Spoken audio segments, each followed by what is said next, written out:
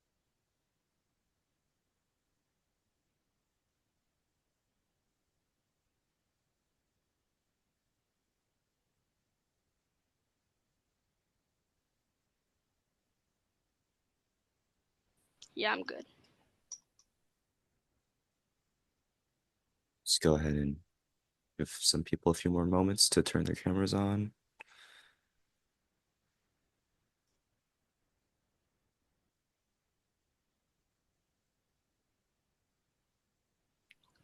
Ethan.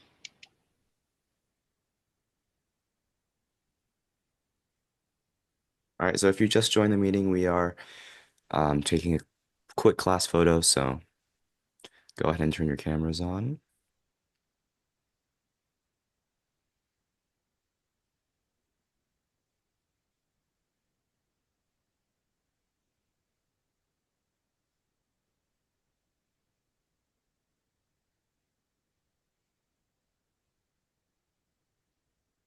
We're good now. Thank you, everybody. You can turn your cameras off now.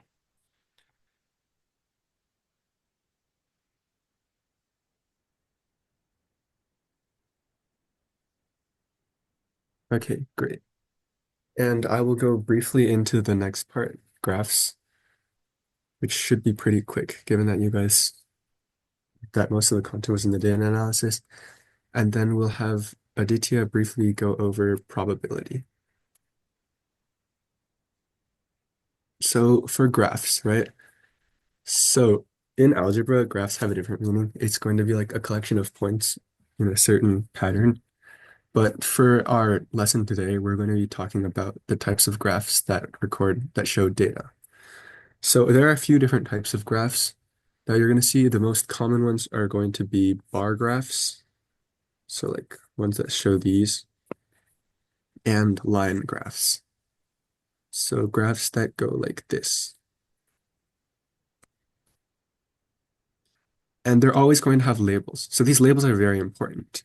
For example, this one might tell you uh, total,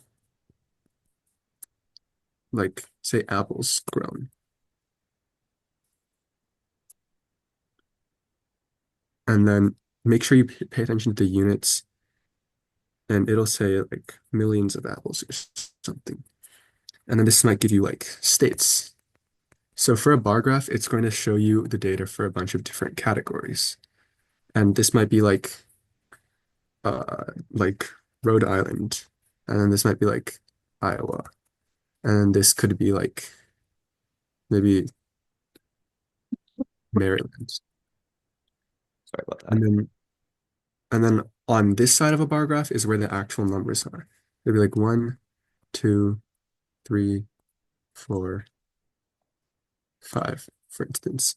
And just note that because it says millions here, this actually refers to millions of apples grown. And so we'll see that like Rhode Island had about 2 million apples grown because it approximately lines up with the 2 mark. Iowa had around 4 million, and Maryland had just shy of 3 million, but around there. And usually UMTYMP's pretty nice about having the tops of the graphs line up with the numbers. But also if there was something like, say, what do we call this state? Like Georgia, and it was like right in the middle, they would expect you to just assume it's around 3.5 million. But yeah, that's how to read a bar graph. And then here you might see, and then here for a line graph, it shows like usually progression over a certain variable. Yes, Akhil? Will it on the UMTM? Will it always be like if it's in the middle? Is it 3.5, or will we have to like You figure? will never have to determine the exact value. Just knowing around what it is or what it's between is going to be enough for you. Okay. Like here, like you might be like, I can't tell if it's 3.5 or 3.6. Usually it's good enough to know that it's around the middle and it's definitely between 3 and 4 for the purposes of solving your problem. Okay. Yeah. So a line graph usually shows you like evolution of a certain statistic over time. Oh, wait, one more thing for bar graph. Sometimes they're paired and they'll have a key to go with. Guys, please don't draw on the board while I'm explaining. But sometimes they'll be like, let's say this, and it'll be like key, white square, summer, black square, spring. I know this isn't really applicable because that's not how apples work, but it might show you like this. And then it might ask you about like how many apples were grown in Georgia in the spring, and you'd want to focus on this part instead of this part. But they really just want to see how well you can read this data. And another thing, they might not mention a specific category by name. They might be like the number of apples grown in the summer of the state that had the greatest number of apples, or whatever, or total apples grown in the number of or total apples grown in the spring, and they'd expect you to add up all of these graphs. So that's just examples of how those might go. And then for a line graph, again, it shows you the evolution of a certain statistic over a different variable, usually time, but it could be things like temperature. So, or actually temperature could go on either axis here, I guess. I'm gonna move this graph stuff off. But like say this is temperature in degrees Fahrenheit over here. And then this is like year. So it might go like 1980, 1990, 19 or 2000, 2010, 2020. But essentially what it does is it shows kind of like the change of a certain variable over another. Okay, this is not specific enough. I'll say like June 3rd, Minneapolis temperature. High. But then it'll mark like increments here. And down here it might be like 70, and it might go up to like 80 up here or so. And then it might ask you like for one of the quantities, it might be like the temperature that Minneapolis was on June 3rd at the highest or or at the lowest or in a certain year. So yeah, making an example question for this would be kind of annoying, but there should be some on your mock test or on your homework.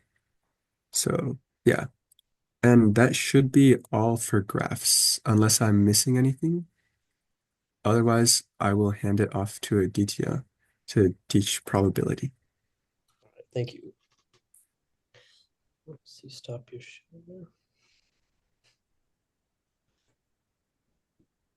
1 second. Okay, so I'm gonna do some basic probability right now.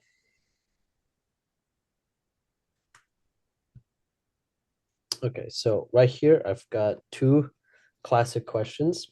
We got a candy jar and a fair die problem. These are just problems I pulled off the internet. So if you want to do some on your own, you can always just search out probability questions. So let's start with this one. What is the probability of picking an orange candy? So the first thing you want to do in this case is usually they'll give you the amount of stuff that's in this jar. But right now we're just going to see how many there are. So we got 1, 2, 3, 4, 5, 6, 7, 8, 9, 10, 11, 12, 13, 14, 17, 18, 19, 20, 21, 22, and 23. So we see that there's 23 candies in the jar regardless of color. So now it says, what is the probability of picking an orange candy? So let's look at how many orange candies there are. There's 1, 2, 3, 4, 5.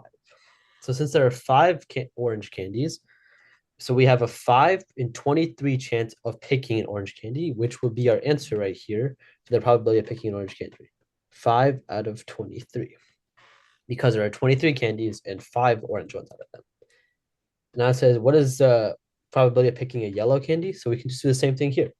We have 1, 2, 3, 4, 5, 6, 7. We have 7 orange candies. And in this case, we make sure that there's still 23 candies. So in this case, it would be 7 out of 23 is our probability. And the same goes for the blue and same goes for the green. So now moving on to the next question, number 5, because 3 and 4 are the same as 1 and 2. It says, which candy is least likely to be picked at random? So in this case, we're just imagining if we put our hand into the jar, which candy are we least likely to grab? And so this we can just see based on here, this actually tells us which is more likely. So since the denominator are the same, because of the same number of candies in here, we have the number on top. We just compare that. So in this case, as I see Tanis said, we just can look at, since it doesn't matter how many, it doesn't matter like, since we're not talking about if you pick one and pick another one, we just have to worry about the total. As everyone is saying, we have two greens. So in this case, green is the least likely to be chosen, which is also just intuition, because if you're going to reach into a thing with only two green candies, you're not going to pick a green one that good. So it's going to be sorry, two green. And it says, what is the probability of picking either a yellow or a green candy? So let's think of it as, instead of a yellow or green candy, let's think of them both as one candy. We can just say yellow plus green. And I see you guys are already putting the answer in. So we know that there are 7 yellow candies and 2 green candies. So we can literally just add those up to get 9 out of 23. Same goes for picking an orange or blue. We know that orange is 5 out of 23, and then blue is 1, 2, 3, 4, 5, 6, 7, 8, 9. So there's a 9 out of 23 chance for blue. We just add to the 5 that is for orange. So then we have 14 out of 23 chance of picking either an orange or a blue candy. Moving on to the last one. Is it more likely to pick an orange or yellow candy? Now let's just look at this to see which one is more, is there more yellow or is there more orange? So as you can see here, we have 5, I'm gonna make orange red. So we have 5 orange, right? And then we have that, we have 7 yellow. So which one is bigger, 7 or 5? It's 7, right? So then we know that yellow has more candies inside the jar. So we're going to be more likely to pick a yellow one than we are an orange one. So it's going to be yellow. This next one is a bit harder, I think. So it's a die, which is dice and coins and a jar or bag of picking stuff out are the 3 biggest probability things that UMTYMP tests you on and in general. So let's look at what is the probability of rolling a 3. So there are 6 sides. Like, yeah, I see you guys all know this because there's only 1 3 side and there's 6 sides. It's going to be 1 out of 6. And what is the probability of rolling more than 4? So I'm going to assume in this case that it's not including 4. So it's 5 and 6, which I see some of you are saying is only 2 numbers greater than 4. So it's going to be 2 out of 6 or 1/3. Probability of rolling less than 5. So less than 5, there's more numbers. There's 1, there's 2, there's 3, and there's 4. So that's 4 numbers less than 5. This can be 4 out of 6 or 2/3. What is the probability of rolling an even number? Can you put your guesses in chat?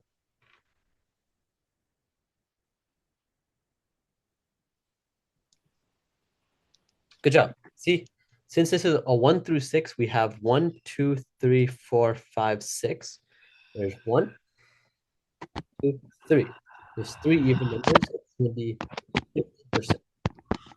And in this case, same goes for odd. Because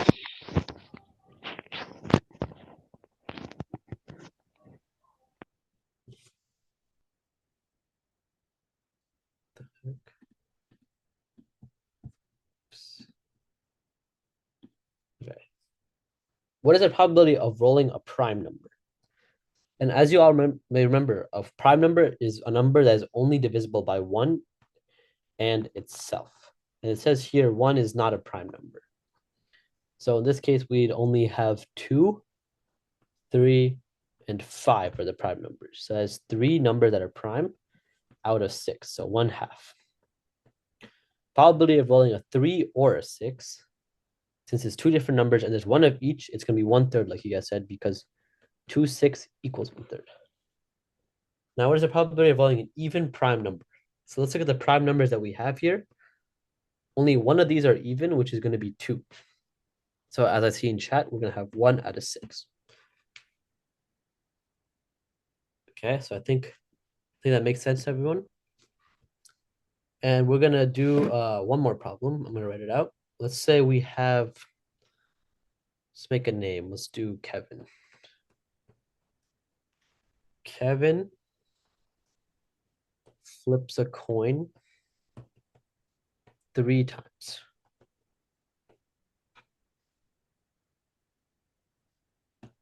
What is the chance of him getting all heads.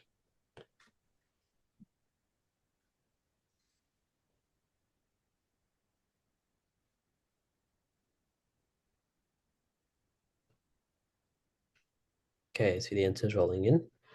I see some of you saying 1/2 and some of you saying 1/8. So let's write this out. We have 3 coin flips. I'm going to make these all dashes. So these are the 3 times he's flipped, right? And then each of these, so what we want is a heads, heads, heads. But in each of these, he has a 1/2 chance of getting heads for every single one because they're not dependent on each other for each flip. So what we can do in this case is for all heads, we have 1/2 chance each time. So we can just multiply them all. So what is 1/2 times 1/2 times 1/2? It's going to be 1/8.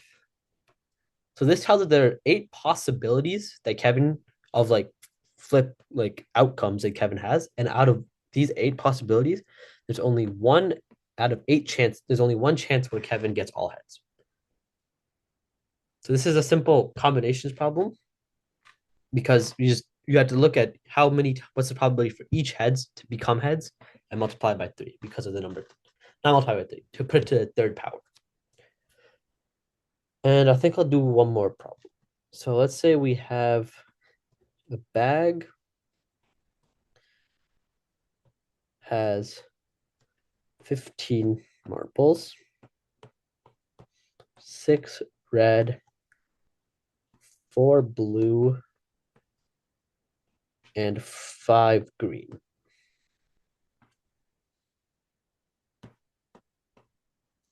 Test. Okay. What are the chances of drawing a red, then blue marble?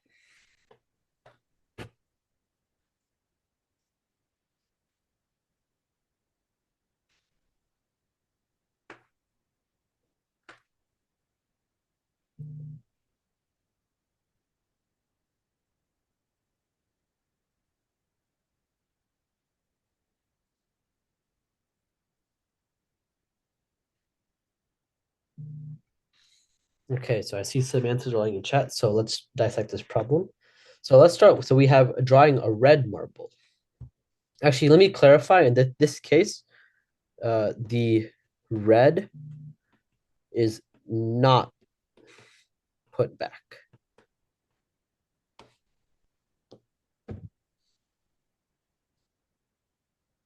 So in this case, drawing a red marble is going to be a 6 out of 15 chance, or it's going to be 2 out of 5.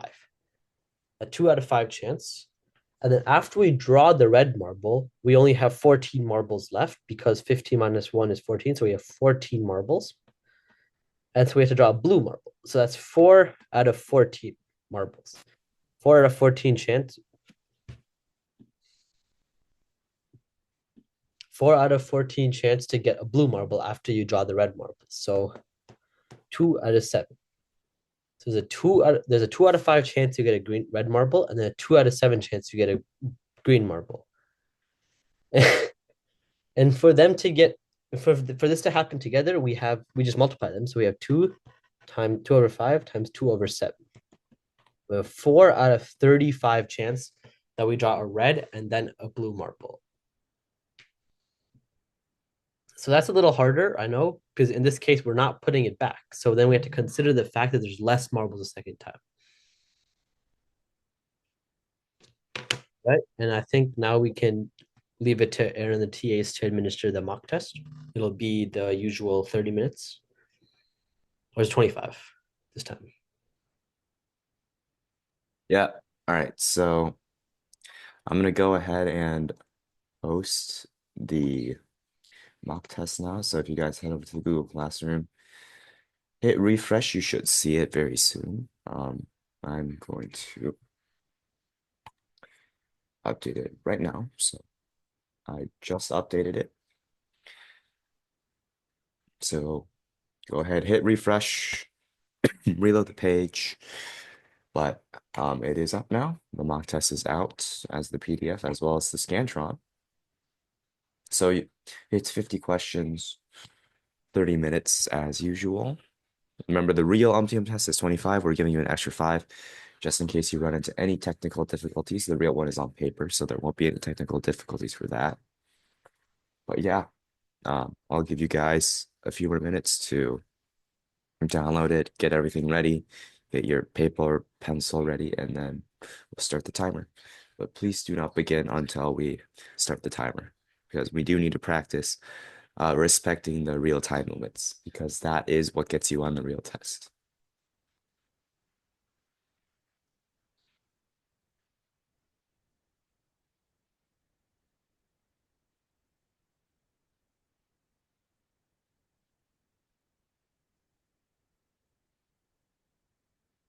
So if you have any trouble getting the PDF, let me know. But it should be up there, as I said.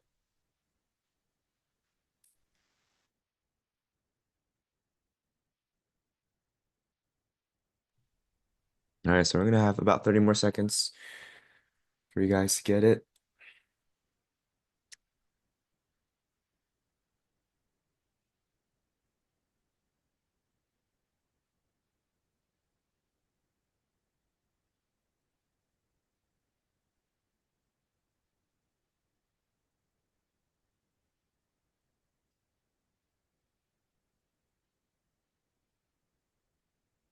To answer your question, Akira, it's on the Google Classroom, if that's what you mean by where do you download. Are you not in the Google Classroom?